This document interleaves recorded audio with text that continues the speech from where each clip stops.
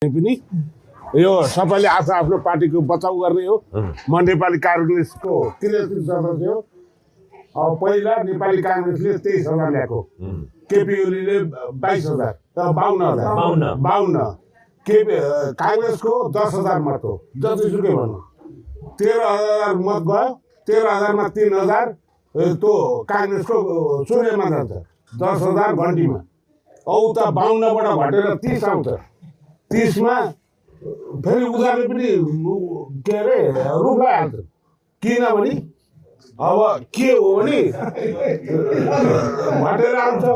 यो बालेलाई जिताउनु भन्दा त बरु यो काङ्ग्रेसले नै जितोस् भनेर सूर्यले पनि हाल्छ। उता रुखमा हाल्छ, 5,000 मत जान्छ। गर्दा जोडेर जानु कसले जित्छ भने बालेले यहाँ 100% जित्यो।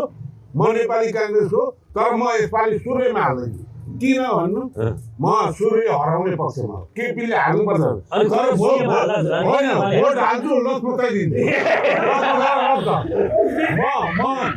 मैले जहाँ मत हाल्यो त्यो हारेको छ, केपीले हाल्ने।